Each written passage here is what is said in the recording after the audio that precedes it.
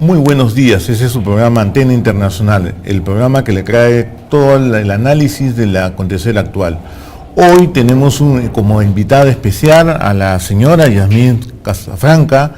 Ella es asesora del programa de la FAO en el Perú, de la Conferencia de la Nutrición.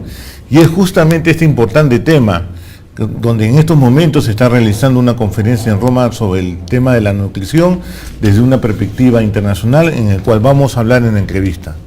Y como siempre, antes de pasar a la entrevista, vamos a nuestra sección, el personaje de la semana.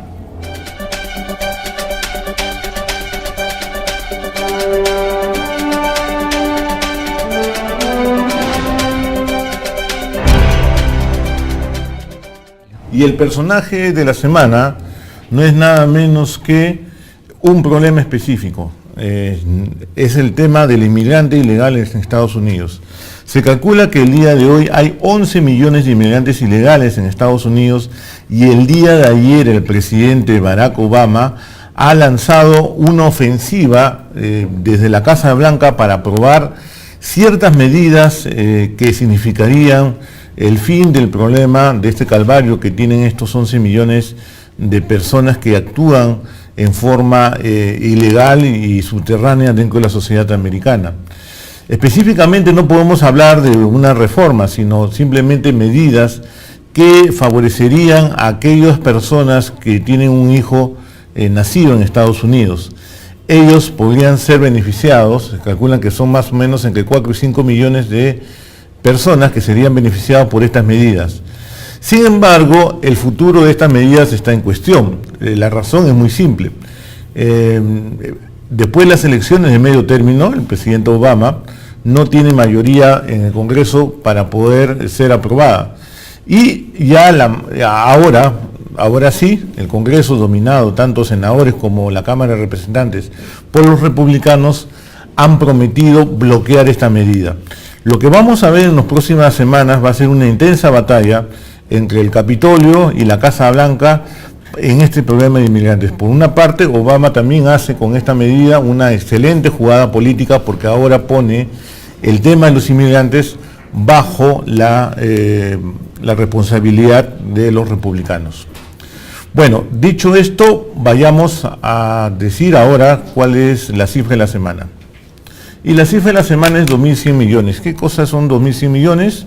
Estamos en la semana que estamos discutiendo el problema de la nutrición y 2.100 millones es la cantidad de personas con sobrepeso o obesidad que existen actualmente en el mundo. Este nuevo mal, algunos indican que está matando o va a matar más en el año 2050 que enfermedades como el cáncer o los accidentes de tránsito. Esta es una plaga en la cual la comunidad internacional está debatiendo y cómo enfrentarlo para poder contrarrestar este número tan alto de personas en edad moderna que va a sufrir este problema de la obesidad o el sobrepeso. Dicho esto, vayamos a nuestra entrevista. Muy buenos días, señora Casafranca. Muchas gracias por estar en nuestro programa. Qué ocurrencia. Muchísimas gracias por la invitación. Bueno, estamos viviendo en estos días una intensa actividad de debate en Roma, en los locales de la FAO, acerca del problema de la nutrición, que es una de las preocupaciones de la FAO. Estamos en la segunda conferencia justamente sobre dicho tema. ¿Qué ha cambiado en el mundo desde la primera conferencia de 1990 a la actualidad con respecto al problema de la nutrición? Efectivamente, 20 años después se celebra una cumbre internacional y con la participación de 170 países con autoridades, con ministros y autoridades del más alto nivel, donde también participó nuestra primera dama en representación como invitada especial, como embajadora del Año Internacional de la Quinoa, y el Ministerio de Salud, a través de su representante, es que participamos de esta importante instancia intergubernamental donde se está discutiendo los avances y, como usted bien ha dicho, el tema de la nutrición y lo que ha variado en 20 años, ¿no? La situación de nutrición a nivel mundial. Se ha producido una mejora significativa en el estado nutricional general de la población mundial de lo que se acreditaba en 1992. 21% de personas sufrían de hambre. Para el mundo se ha reducido de una cifra de 1.000 millones de personas a 800 millones de personas. En el Perú, este número ha sido sumamente, la reducción ha sido muchísimo más significativa. Hemos pasado del año 1992 de 7 millones de personas que estaban en esas condiciones, que vivían con hambre, que vivían con inseguridad alimentaria, que presentaban problemas de desnutrición o malnutrición, a 2.7 millones en el año 2012. ¿No? Entonces vamos a decir en general que el hambre en sí ha disminuido en el mundo. Yo creo que es la parte positiva que podemos recoger en estos 20 años. Y esto es por acción de los estados, acción de las ONGs, acción de la comunidad internacional. ¿Dónde pondría mayor peso? Creo que efectivamente, como usted dice, es que está en la agenda pública de los gobiernos, de los estados. Y en el caso del Perú esto ha sido sumamente significativo, porque a nivel de la región es uno de los que ha llegado primero a la meta que se ha establecido a nivel mundial, los objetivos del milenio, y además, sobre todo en lo específico, a la reducción de desnutrición, y en ese sentido ha habido detrás no solamente la voluntad de los gobiernos, sino, como usted dice, de los diferentes actores, de la sociedad civil, del sector privado y de los...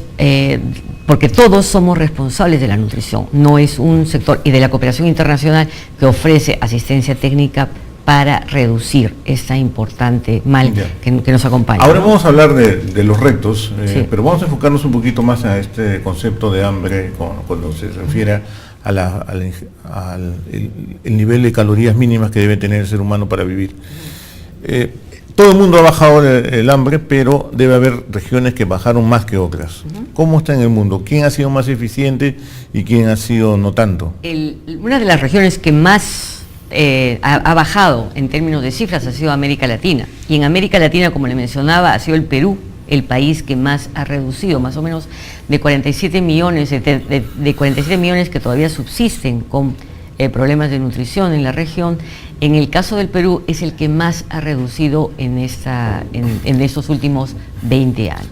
Casualidad, es continuidad de las políticas de gobierno, podemos decirle. Que es muy importante lo que usted señala, porque lo que se está tratando son políticas de Estado, que creo que en el caso del Perú ha comenzado a evidenciarse, a estar en la agenda pública del año 2000, cambiándole de nombre las diferentes estrategias que han habido de intervención en relación y programas destinados a la reducción de la desnutrición, nos dan esos importantes resultados, que creemos y coincidimos con usted que debe ser una política de Estado y como tal contemplada. Decir también que es una política de Estado, también decimos que no todo lo podemos dejar al juego del mercado, ¿no es así?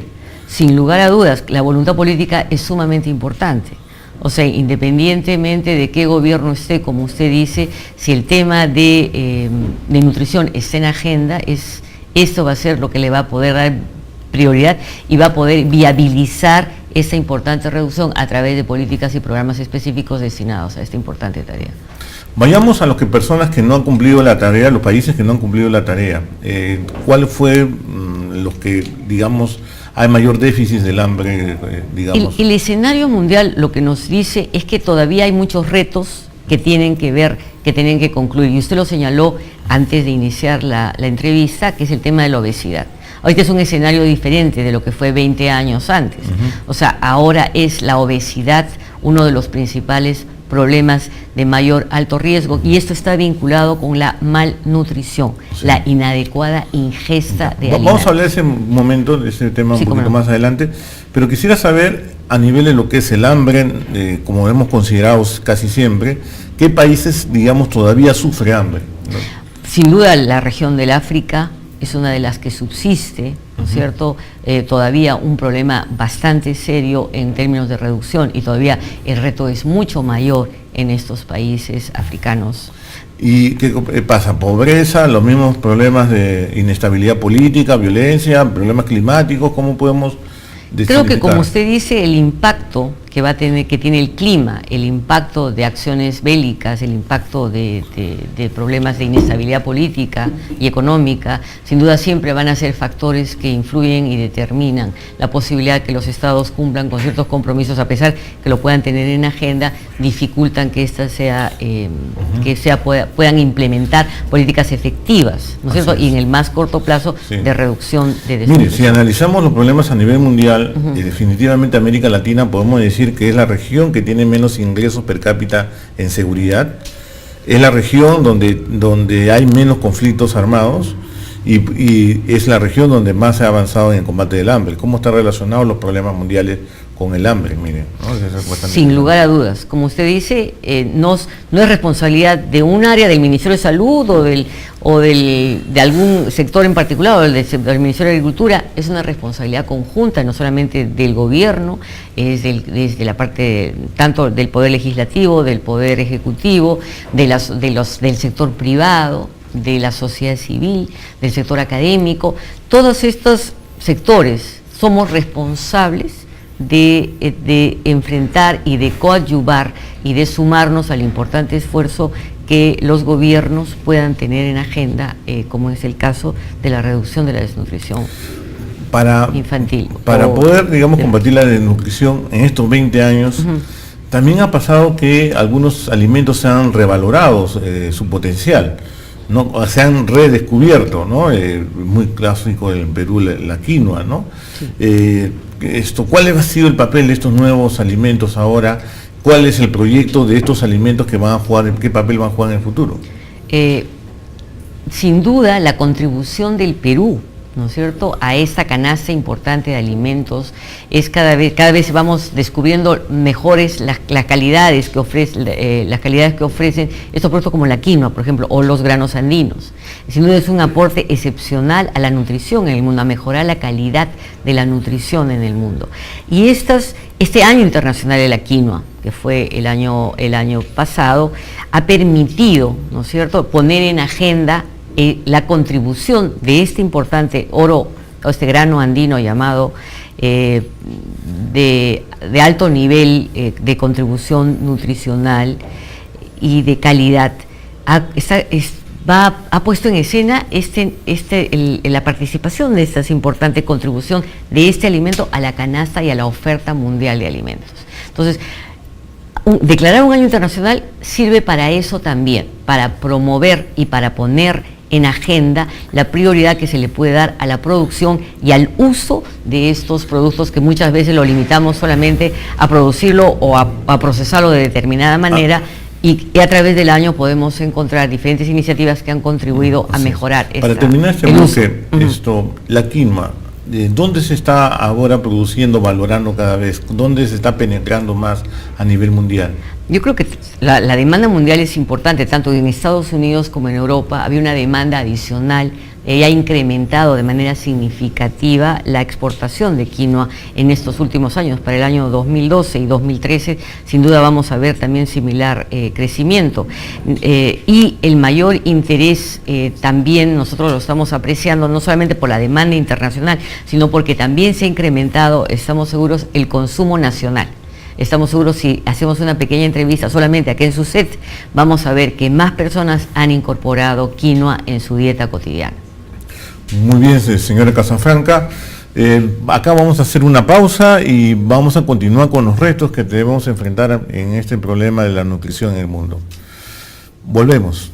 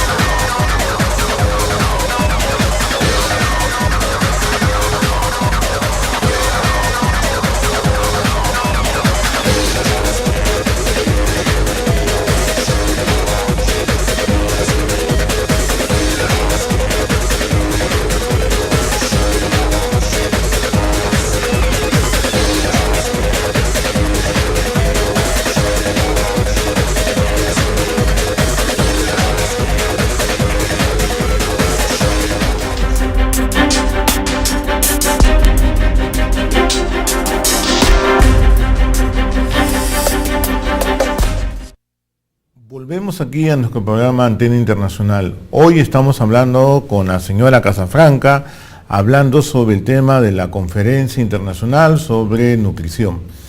Señora Casafranca, uno de los problemas que ha aparecido en estos 20 años, que la verdad que ya existía, pero sin embargo ahora se ha revalorado como tal, es el tema de lo que se denomina el hambre oculta, o digamos la carencia de nutrientes específicos como el calcio, la sal yodada, el hierro y el zinc para el ser humano, ¿no? ¿Cuándo se tomó conciencia real de este problema? Porque ya existía, pero ahora creo que se ha hecho más evidente. Yo creo que tanto en el Perú ya se advertía de esto, ¿no?, a mediados de la década, sobre el crecimiento de este nuevo tema, de este nuevo fenómeno, de esta nueva condición o característica de la malnutrición, que es la obesidad. Y ya el Ministerio de Salud advertía sobre esa alta presencia, sobre todo en adolescentes, ¿no?, y en jóvenes. Sin embargo, efectivamente, como usted dice, este problema se está agravando. En este momento, según la FAO, son ya 500 millones de obesos que existen en el mundo, y sobre todo estos se dan en todos los países, no solamente en países desarrollados, sino en países en proceso de desarrollo, en vías de desarrollo o en países subdesarrollados. Y esto se refleja, se explica, que está más vinculado con el tema de la malnutrición, una nutrición inadecuada, ¿no es cierto?, una ingesta de alimentos inadecuada, que tiene que ver mucho con educación, que tiene que ver con promoción, con comercialización, tiene que ver con una serie de aspectos que marcan ahora las condiciones de vida actual, que también facilitan que sea más accesible un pan que comer algo saludable, ¿no? Correcto. Vamos a hablar específicamente de la obesidad. Me preguntaba, ¿y cuál es el papel que tienen las grandes corporaciones internacionales que producen comida rápida o, digamos, gaseosas en general? ¿Tienen algún tipo de responsabilidad con respecto al tema de la obesidad? Sin lugar a dudas. Yo creo que lo que tenemos que cambiar es cómo comer más saludable. Es el mensaje más importante que podemos buscar, y también comprometer a las empresas, cómo mejorar la calidad de los alimentos que produce, porque sin duda esto ha afectado de manera significativa y afectará el futuro de los países si es que no se toman políticas adecuadas que implican no solamente la participación del sector privado, o sea, que el sector privado asuma la responsabilidad de lo que supone la oferta, mejorar la calidad en la oferta de los alimentos, sin lugar a dudas. Y también, desde luego, que los estados tienen la responsabilidad para poder normar lo que produce justamente en cada país las grandes corporaciones internacionales. Yo veo ahí un conflicto de intereses.